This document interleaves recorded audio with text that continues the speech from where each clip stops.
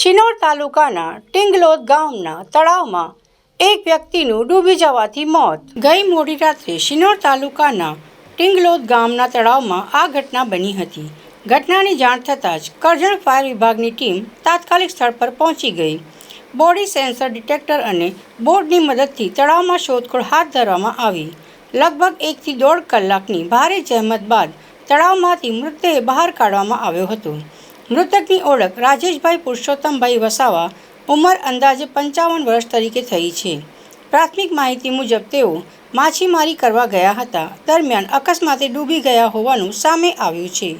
આ કામગીરી દરમિયાન સ્થાનિક યુવાનો દ્વારા ફાયર ટીમને સારો સહયોગ આપવામાં આવ્યો હતો. લગભગ 8:30-9 વાગ્યાની આશરે અમારા ફાયર કંટ્રોલ રૂમમાં 112 દ્વારા અમને એક કોલ આપવામાં આવ્યો હતો કે તાલુકો શિનોર, ગામ કિંગલોદના ગામના તળાવની અંદર એક વ્યક્તિ અગમ્ય કારણસર ડૂબી ગયેલ છે તેવું અમને કોલ આપવામાં આવેલો હતો. રાત્રે અમે ઘટના સ્થળ પર જઈને તપાસ કરતાં વધુ અંધારાના કારણે શોધખોળ અમે કાલે વિલંબ પડતા અમે કાલે બંધ રાખી હતી. પરંતુ આજે સવારે વહેલી સવારે શોધખોળ કરતાં અમે અને અમારી ટીમ બોટ સાથે શોધખોળ કરતાં તળાવની અંદર 2 કલાકની ભારે જહેમત બાદ તથા સરકારશ્રી દ્વારા આપવામાં આવેલ AI મશીન દ્વારા અમે એને સર્ચ કરતાં અમને એક અજાણ્યા વ્યક્તિનો ડેડ બોડી તળાવમાંથી મળી આવેલ છે અને એ ડેડ બોડી અમે એમના પરિવારને પોલીસની સમક્ષ અમે એમને સપરત કરેલ છે.